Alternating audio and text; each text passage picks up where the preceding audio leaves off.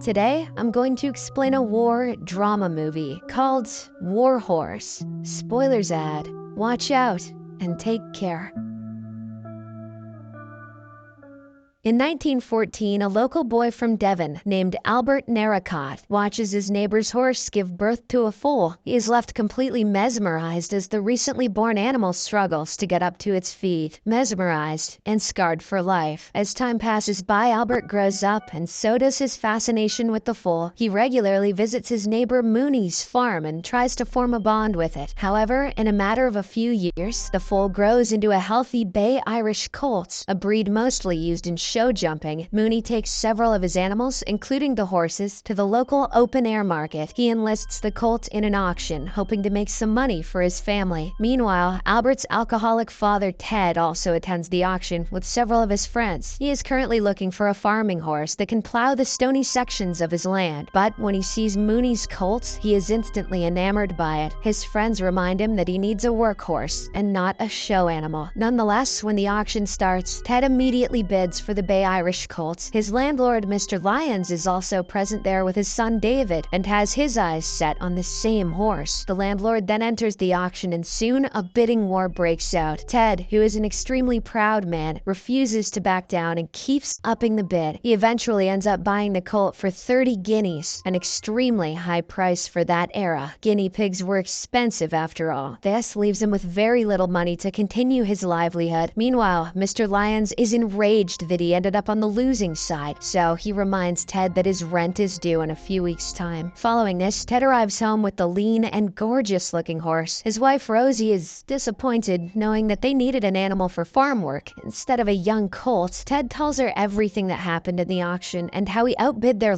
landlord, but this makes Rosie even angrier, and she questions how they will pay the rent now. On the other hand, their son Albert is more than thrilled to see the animal. This is the same horse that he had been fascinated with since childhood. He begs his mother to let them keep it, and even promises that he will train the horse to help in the farm. After much insistence, Rosie eventually allows him to keep it, hoping that her son can undo the damage his father has done. In the following weeks, Albert remains steadfast in his decision to train the colt. He names it Joey and spends several hours each day working with it. Albert and his best friend Andrew even teach the horse to rush towards them when they hoot like an owl. The horse has been trained to kill owls, but the boys don't know that. However, things begin to go bad when Mr. Lyons arrives at the Narracott household a few days later. It is revealed that Ted had previously taken a loan from Lyons and is currently short on money. Ted assures that he will repay the full amount once they plow their land and finish harvesting their crops, but Lyons laughs at this suggestion, saying that the fancy horse he bought is useless on farmland. To humiliate the Narracotts further, he proposes a deal. If they can get the horse to plow their fields, he will give them an extension for their loan repayment, but if the full debt is not paid by October, he will take their house, farms, as well as the horse. Following this, a desperate Ted gets to the barn and tries to put a collar on Joey. He struggles to do so, and the horse pushes him off in irritation. Albert also arrives in the barn and quickly calms his horse down. The young boy promises his father that he'll teach Joey how to plow their land. As the days pass by, Albert manages to gain Joey's trust and successfully puts a collar on him. He regularly takes Joey to the fields, trying to teach the animal how to plow. One such afternoon, Mr. Lyons and several villagers arrive to watch Albert's progress. The young boy, feeling the pressure, grabs a whip and hits the ground in a desperate attempt to get his horse moving, but this scares the animal and it bolts forward, dragging the youngster along the ground. Albert remains steadfast and keeps up his hard work, but to no avail. Soon, the rain starts pouring, and Mr. Lyons gleefully announces that Ted has lost the deal. Albert, however, notices that the rain has made the ground softer and encourages his horse to continue. He finally manages to start plowing the field, and the gathered villagers cheer for him. As a result, Mr. Lyons is forced to accept his loss and begrudgingly agrees to give the Narracotts further time to repay the debt. Following this, Rosie and Albert have a conversation in the barn where the latter expresses his frustrations towards his dad. He blames his father's short temper and alcohol addiction for landing them in this mess. Hearing this, Rosie tells her son about Ted's past, a subject that he rarely discusses. She says that Ted doesn't limp because he is mostly drunk, rather because he has a wartime injury. Rosie then shows Albert his father's medals from the Second Boer War in South Africa, where he served as a sergeant with the Imperial Yeomanry. He was severely wounded in action and received the Distinguished Distinguished Conduct Medal for bravery under fire, giving Albert his father's regimental pennant. Rosie adds that Ted is not proud of what he did during the war. He later threw the flag and medals away, though Rosie saved them and kept them hidden. After learning all of this, Albert comes out of the barn with a newfound respect for his father. He keeps the pennant and watches on as Ted plants seeds in the freshly plowed land. However, things take a turn for the worse as a few weeks later, a heavy storm arrives over Devon. Ted wakes up the next morning only to find that their crops have been utterly destroyed by the rain. He now has no option but to sell Joey and repay Lyons with the money. The following day, Albert is in the village's market when a soldier arrives on a motorbike. He stops his vehicle in the middle of the market square and asks everyone to gather around. The soldier then announces that the government has declared war against Germany. Shortly afterwards, Albert rushes home with this news, only to find his mother sobbing in the kitchen. He asks where his father is, but Rosie doesn't utter a word. The youngster then rushes to the barn and finds that Joey is nowhere to be seen. Following this, he runs back to the market and discovers that his father has sold Joey to Captain James Nichols of the British Army. Albert desperately tries to enlist in the army so he can be near his horse, but is rejected for being too young. Albert then follows Joey and ties his father's pennant around the horse's bridle. He promises to find Joey and bring it back home. Meanwhile, the horse is taken to the military stable and kept alongside Topthorn, a majestic black horse that belongs to a high-ranking official, Major Jamie. Joey is trained alongside Topthorn for his military role, and the two horses become close friends. Captain Nichols, meanwhile, draws several sketches of Joey and mails them to Albert, hoping to ease the young boy's worries. As the First World War rolls in, the two horses are deployed to France under the command of Major Jamie. The English soldiers maneuver towards the battlefield, hoping to catch the German force in a surprise attack. All the soldiers, including Captain Nichols, charge into battle on their horses. Things work out for the British Army initially, as they do catch the enemy off guard, but the Germans soon turn the tide by deploying machine guns that they had hidden in the nearby forest. The surprise ambush overwhelms the British, leaving only a handful of survivors. Captain Nichols and Major Jamie are also killed, but their horses, Joey and Topthorn, survive. After the battle, a 14-year-old German soldier named Michael is given the responsibility to use the two horses as ambulance wagons for injured soldiers. Joey and Topthorn are then made to relentlessly carry wounded soldiers to a nearby infirmary. After some time, Michael is assigned to the battlefront, while his elder brother Gunther is commanded to stay with the horses for quick assistance. But the latter is extremely worried that his little brother will perish on the front line. The next day, as the German troops start marching, Gunther rides Joey and gives his brother Topthorn, but the two don't head towards their assigned posts and instead run away from the camp. Their goal is to ride to Italy, but they stop for the night to hide in a farm's windmill. This is when their luck runs out, as they are quickly discovered by two German soldiers. They are then executed outside the windmill for deserting the army. The following morning, a young orphaned French girl named Emily finds the two horses inside the windmill. She also finds Joey's pennant nearby and takes it for herself. It is then revealed that Emily lives at a nearby farm with her grandfather. One afternoon, German soldiers arrive at the farm and confiscate all food and supplies from their property. Emily quickly hides in her bedroom along with the horses. How do you hide horses in a bedroom? Her grandfather is able to talk them out of trouble, and the soldiers leave without checking the bedroom. Shortly after, Emily has a conversation with her grandfather. Through it, it is revealed that she suffers from a disease that makes her bones fragile, and thus she is not allowed to ride the horses for fear of falling. Nonetheless, Emily's birthday arrives, and the grandfather allows her to ride Joey. She is extremely excited and gallops the horse up the hill adjacent to their farm. This proves to be a dreadful mistake, as she accidentally runs into the German soldiers who ransacked their farm earlier. The old man is thus forced to offer the two horses as a payment for his granddaughter's life, but he does manage to keep Joey's pennant secretly. Following this, Joey and Topthorn, along with other horses, are forced into pulling German heavy artillery. The animals are pushed to their limits, and many of them collapse from exhaustion. They serve in this brutal task under care of the German private Friedrich Hegelmann, who loves horses and tries to help them survive, but the captain of the German camp shows no mercy and shoots down the weaker ones. By the year 1918, Albert and his friend Andrew have enlisted in the English army. They are currently embroiled in the Second Battle of the Somme under the command of Mr. Lyons' son, David. There is no love lost between the two, even on the battlefield. David takes every opportunity to mock Albert, teasing him about his persistent hooting like like an owl. But, unbeknownst to him, Albert keeps making that noise in hopes that Joey may somehow hear it and rush back to him. I know it's for the sake of dramatic movie magic, but in what alternate universe would someone at this point actually hold out hope that their horse was just within earshot? One afternoon, a bomb explodes near the English trench, and all the soldiers take their positions to respond to possible enemy fire. David soon gives the command, and the soldiers charge forward as one single unit. In the chaos and confusion, Albert and David find themselves side by side. They forget their differences momentarily and fight together for their country. Shortly afterwards, Albert manages to take down a German soldier who is holed up in a pillbox with a machine gun. This allows several English soldiers, including Albert and Andrew, to successfully reach the enemy's trenches. Things, however, take a dark turn when a mustard gas bomb explodes right behind Andrew, creating unforeseen devastation. On the other hand, Private Friedrich Hagelmann watches on as German troops begin to retreat to their barracks. He has managed to keep Joey and Top Thorn alive throughout several years of hard labor, but with chaos erupting everywhere, Top Thorn finally succumbs to exhaustion and dies. Friedrich is then dragged away by other German soldiers, leaving Joey to face an oncoming tank. Eventually, Joey jumps over the tank and runs into no man's land. He gallops through the devastated town of Somme and eventually gets entangled in the barbed wire between the English and German trenches. That night, soldiers from both sides spot the animal from their respective trenches. A British soldier named Colin soon waves a white flag and crosses into the no man's land. A German soldier named Pieter also comes over with wire cutters, and together they free Joey from the barbed wire. The German wants to take the horse on their side, but Colin says, "Me came here first." They eventually decide to toss a coin, and Colin wins, finally bringing Joey safely to his side. Elsewhere, we get to know that Andrew has been killed by the gas attack, but Albert has survived. He is temporarily blinded and has bandages covering his eyes. Albert is recuperating at a British medical camp when he overhears talk about a miraculous horse rescued from no man's land. The army doctor then instructs the camp sergeant, James Fry, to put the horse down because he cannot dedicate medical efforts to an animal at this moment. But when Fry is about to shoot, Joey hears the owl call that he learnt as a colt. Suddenly, the camera shifts and we see Albert being led towards Joey. He once again sounds his owl call,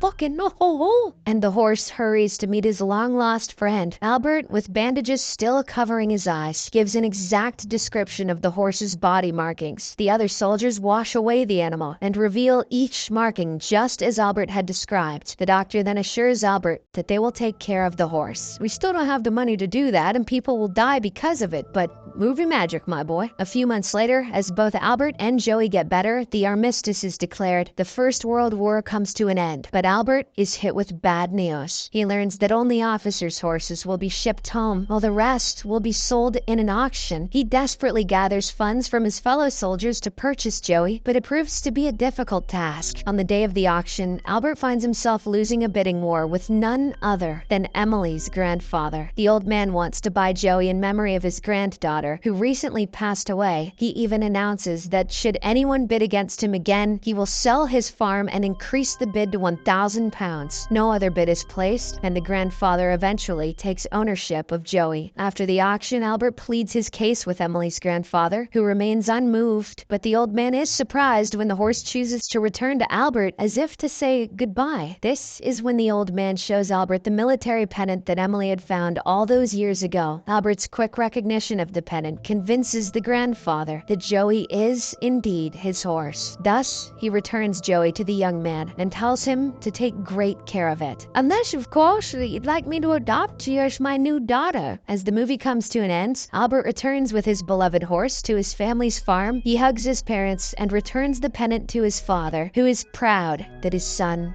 has become a man, but somehow not even a little bit surprised by that insane string of coincidences.